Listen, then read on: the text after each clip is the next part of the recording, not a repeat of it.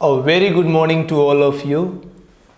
मैं आपका बीके सिंह और स्वागत है आप सभी का बीके सिंह इंग्लिश क्लासेस के आज के इस बेहद ही खूबसूरत ट्यूटोरियल में। डियर स्टूडेंट्स, आज की ये क्लास बिहार बोर्ड इंग्लिश के chapter number 4 ode to autumn के ऑब्जेक्टिव क्वेश्चंस पे आधारित है। आज की इस क्लास में हम सभी ओड टू ऑटम चैप्टर के 25 ऑब्जेक्टिव क्वेश्चंस को देखेंगे। ऐसे क्वेश्चंस जो बोर्ड एग्जामिनेशंस में आपकी बहुत ज़्यादा हेल्प करेंगे। इन क्वेश्चंस को आज हम कवर करेंगे और मेरा दावा है कि एक बार इस वीडियो लेक्चर को सुनने के बाद ये सारे ऑब्जेक्टिव क्वेश्चंस आपके जहन में बिल्कुल सेव हो जाएंगे, आपको ये कंठस्थ हो जाएंगे। तो आइए इस चैप्टर की शुरुआत करते हैं ऑब्जेक्टिव क्वेश्चंस के माध्यम से। तो आज का पहला क्वेश्चन है, ode to autumn is written by. Ode to autumn को किसने लिखा है? तो ode to autumn is written by John Keats. इसे जॉन कीट्स ने लिखा है। सेकेंड क्वेश्चन है कि Keats is a dot dot poet, यानी which type of poet John Keats was. John Keats किस तरह के पोएट थे? तो कल की वीडियो लेक्चर में मैंने आपको जॉन कीट्स के बारे में बताया था कि जॉन कीट्स को romantic poet of English literature के नाम से जाना जाता है। तो रोमांटिक पोएट इसका करेक्ट आंसर होगा। नेक्स्ट क्वेश्चन है कि autumn is a season of mellow. Which option is correct? Fruitfulness, no wind, no sound of the birds, fruitlessness. तो जब हम पोयम पढ़ रहे थे कल की क्लास में, तो हमने इस पोयम में लाइंस पढ़ी थी, autumn is a season of mellow fruitfulness. Autumn पके हुए फलों का मौसम है। फ्रूटफुलनेस इसका करेक्ट आंसर होगा। नेक्स्ट क्वेश्चन है, who was a great lover of nature, यानी प्रकृति का महान प्रेमी कौन था? तो John Keats was a great lover of nature. इसका भी करेक्ट आंसर जॉन कीट्स होगा।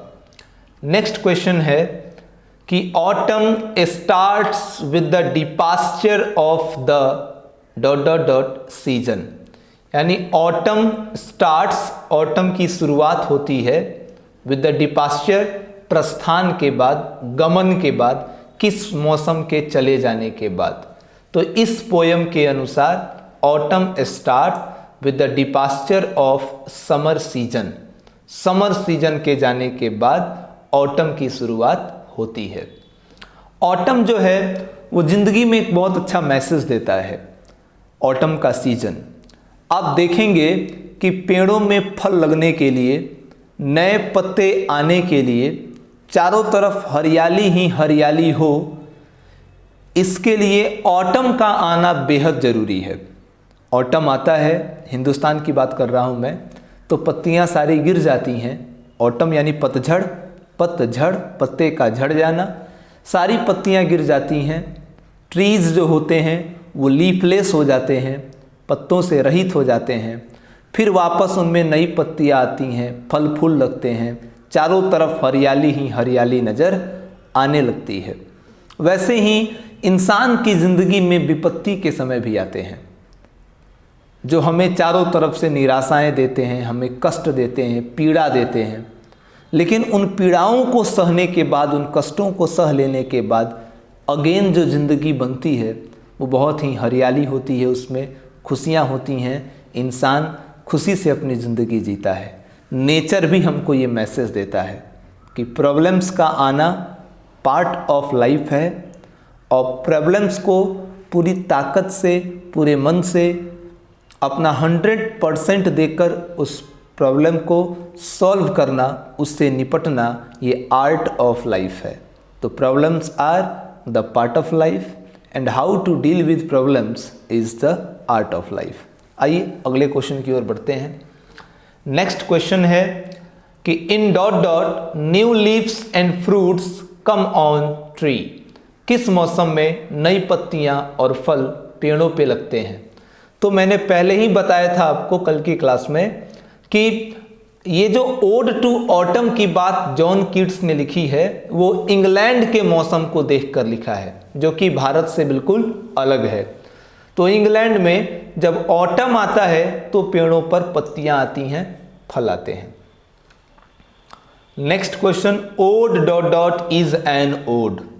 तो चैप्टर में ही इसका आंसर है, चैप्टर का नाम ही इसका आंसर है। Ode to autumn is an ode. Ode to autumn एक ओड है जिसमें मौसम की प्रशंसा और उसके कैरेक्टरिस्टिक्स की वर्णन की गई है। Next question, ode to autumn is written in. Ode to autumn को कब लिखा गया था? Ode to autumn was written in, सही होगा। Ode to autumn was written in. Ode to autumn को कब लिखा गया था? तो लास्ट वीडियोज में आपने देखा था ओड टू ऑटम को सितंबर 1819 में लिखा गया था, 1819 में, और इसका पब्लिकेशन 1920 में हुआ। 1819 में इसे लिखा गया और 1820 में इसकी पब्लिकेशन कराई गई। नेक्स्ट क्वेश्चन है कि in ode to autumn Keats deals with dot dot in details. Ode to autumn में जॉन कीट्स किसकी चर्चा करते हैं, किसके बारे में बताते हैं? तो ऑटम के बारे में डिटेल से बताते हैं वो। सारे क्वेश्चंस आसान है इसमें। Ode to autumn consists of. Ode to autumn में कितने स्टेंजा हैं?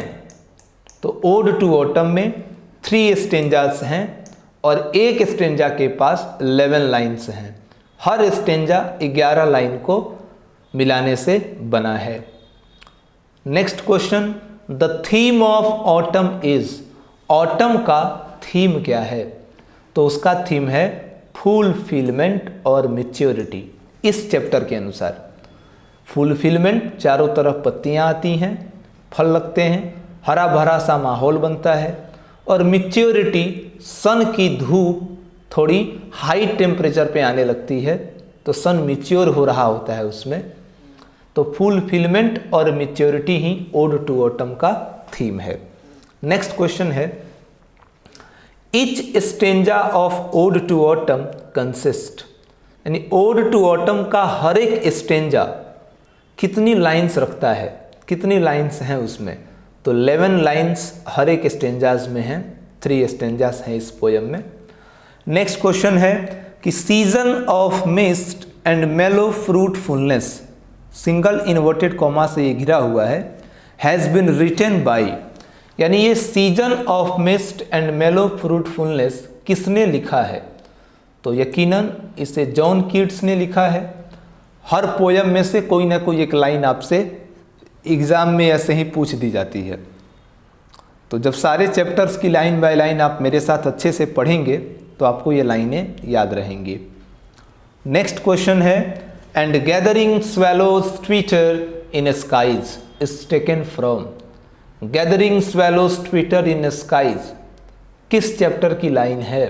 तो ये भी ओड टू ऑटम की लाइन है जिसे जॉन कीट्स ने लिखा है।